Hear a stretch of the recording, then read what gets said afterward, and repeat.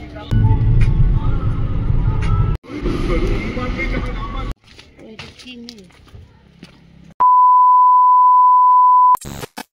Everyone, তো তোমরা সবাই কেমন আছো? আশা করছি সবাই খুব খুব ভালো আছো, আর আমিও বেশ ভালো আছি।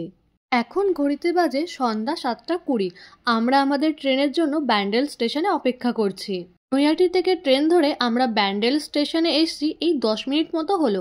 আমাদের বেশিক্ষণ অপেক্ষা করতে লাগেনি, আমাদের ট্রেন কিন্তু অলরেডি ঢুকিয়ে দিয়েছে।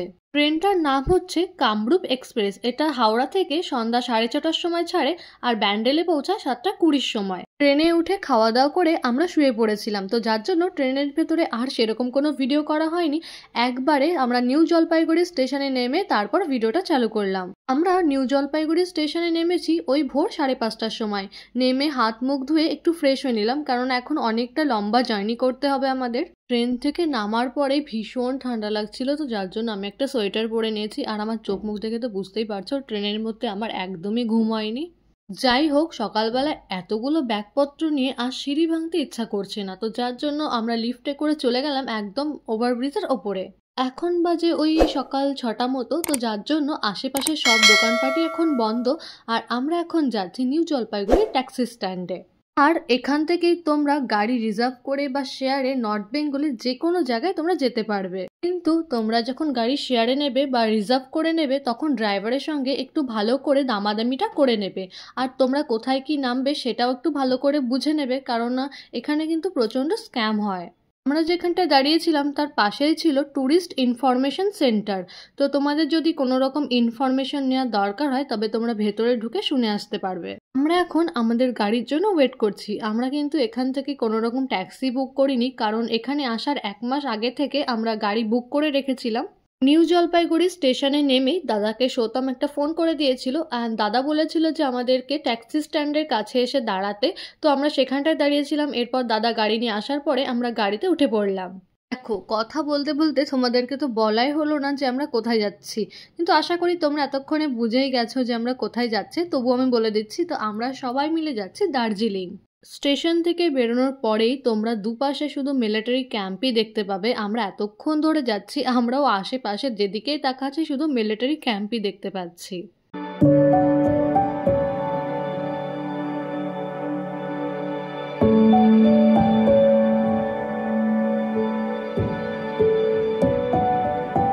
আমরা এবার আস্তে আস্তে চড়াই ওঠা শুরু করছি, আর দুপাশ দিয়ে চা গাছও দেখতে পাচ্ছি। তো আমি তো এই দিয়ে সেকেন্ড টাইম চা গাছ দেখলাম। আমি এবং সৌতম দুজনের একজনও আমরা আগে কখনো দার্জিলিং আসিনি, তো এটাই হচ্ছে প্রথম আমাদের দার্জিলিং ঘোরা। তো যার জন্য আমরা দুজনে ভীষণ এক্সাইটেড। আস্তে আস্তে আমরা কিন্তু অনেকটা উপরে উঠে এসেছি। নিচের দিকে তাকালে বোঝা যাচ্ছে যে এখন আমরা কতটা উপরে। আর এই দেখো কি সুন্দর লাগছে এই চা বাগানগুলো। ইচ্ছা তো হচ্ছিল যে দাঁড়িয়ে কটা ছবি তুলে আসি। আমরা যেসব জায়গায় আগে কখনো আসিনি সেই সব জায়গায় ঘুরতে আসার জন্য এক্সাইটেড লেভেল কিন্তু আলাদা রকমেরই থাকে।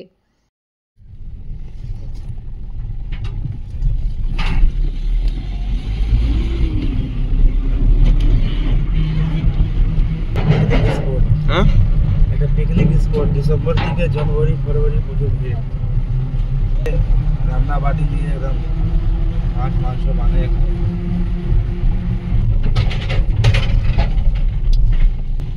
দাদার সঙ্গে গল্প করতে করতে আমরা যে কখন দার্জিলিংয়ের ভেতরে ঢুকে পড়লাম সেটাই বুঝতে পারলাম না। তো আমরা এখন আছি মিরিকে।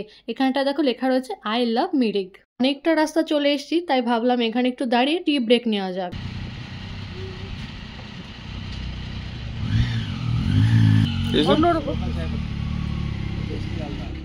দার্জিলিংয়ের চায়ের টেস্ট কিন্তু আমার কাছে একদম অন্যরকম লেগেছে।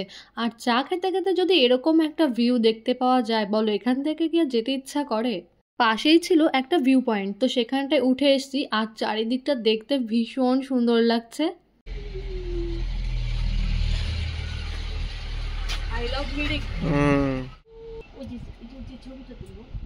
তোমরা যদি নিউ জলপাইগুড়ি থেকে দার্জিলিং আসার জন্য কোনো গাড়ি বুক করতে চাও তাহলে কিন্তু এই দাদার গাড়ি তোমরা বুক করতেই পারো।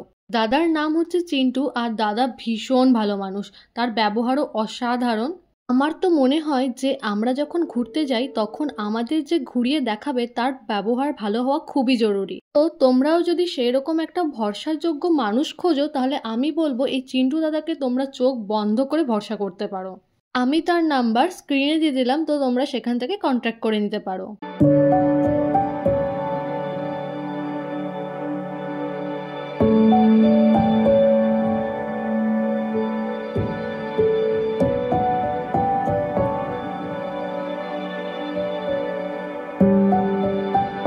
আমরা চলে এসেছি আমাদের ফার্স্ট ডেস্টিনেশন, সেটা হচ্ছে মিরিক লেক। অনেক সকাল সকাল এসেছিলাম, তো যার জন্য খুব একটা ভিড় ছিল না এখানটায় রয়েছে আমাদের দেশের জাতীয় পতাকা, আর চারিদিকটা দেখতে না ভীষণ সুন্দর লাগছে। সামনেই ছিল একটা পার্ক, আর পার্কটা তখন বন্ধ ছিল, প্লাস টিকিট কাউন্টারও বন্ধ ছিল, তো যার জন্য আমরা ভেতরে ঢুকতে পারলাম না। আর এখানটায় দেখো কত পায়রা এসছে এখানটায়। এই পাশটাতে রয়েছে অনেকগুলো দোকান, কিন্তু তখনও দোকানগুলো খুব একটা খোলেনি, ওই এক দুটো দোকানই খুলেছে শুধু।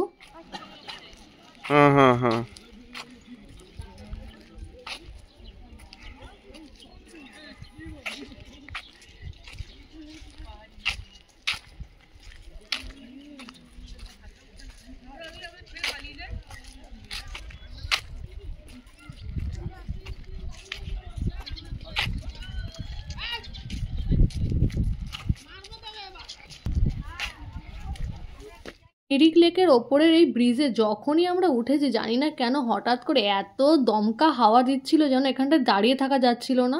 এখানটায় আসতে আমার এত ঠান্ডা লাগছিল যে আমার তো পুরো অবস্থাই খারাপ হয়ে যাচ্ছিল, কিন্তু চারিদিকের ভিউটা ছিল ভীষণ সুন্দর। যদি একটু রোদ উঠতো তাহলে হয়তো চারিদিকটা দেখতে আরো বেশি সুন্দর লাগতো। যাই হোক, এখানে দাঁড়িয়ে আমরা কতগুলো ছবি তুলে নিলাম, তারপর বেরিয়ে পড়লাম আমাদের সেকেন্ড ডেস্টিনেশনের উদ্দেশ্যে। রাস্তার দুপাশে আমার যতদূর চোখ যাচ্ছে আমি তো শুধু চা বাগানই দেখতে পাচ্ছি। এই জন্যই ভাবি যে লোকে কেন এত বারবার দার্জিলিংয়ে আসে। এখন বুঝতে পারছি, এত সুন্দর জায়গা বারবার যেন আসতে ইচ্ছা করে। হঠাৎ করেই পুরো জায়গাটা মেঘে ছেয়ে যাচ্ছে, আবার কিছুক্ষণের মধ্যেই মেঘগুলো যে কোথায় উধাও হয়ে যাচ্ছে সেটাই বুঝতে পারা যাচ্ছে না। আমরা চলে এসেছি আমাদের সেকেন্ড ডেস্টিনেশন, সেটা হচ্ছে গোপালধারা টি এস্টেট। আকাশটা কেমন যেন ঘোলা ঘোলা হয়ে রয়েছে, যেন মনে হচ্ছে এক্ষুনি বৃষ্টি নামবে। একদিক দিয়ে ভালোই হয়েছে, আমরা যেহেতু একটু সকাল সকাল বেরিয়েছি, তো যার জন্য খুব একটা ভিড় কোনো জায়গায় আমরা পাচ্ছি না। চারিদিকটা দেখতে যে কি সুন্দর লাগছে, তো আমি আর ওয়েট করতে পারছি না। তো চলো তাড়াতাড়ি করে ভেতরে যাওয়া যাক। ভেতরে ঢোকার জন্য কোনো রকম কিন্তু টিকিট কাটতে লাগে না, এখানে এন্ট্রি একদমই ফ্রি। এরপর আমরা ভেতরে ঢুকতেই সবাই মিলে কটা ছবি তুলে নিলাম। দেখো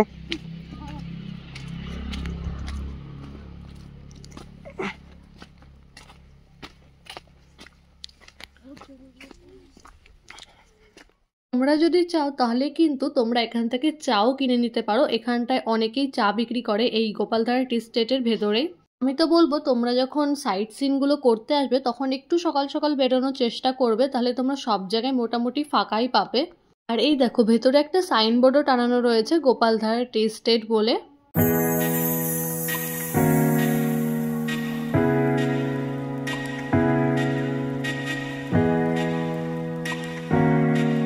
উফ, চারিদিকটা দেখতে যে কি সুন্দর লাগছে। অনেকেই দেখলাম ওই ওপরটাতে উঠেছিল, কিন্তু আমার আর উঠতে একদম ইচ্ছা করছে না, শুধু নিচে দিয়ে ঘোরাঘুরি করেই বেরিয়ে যাব।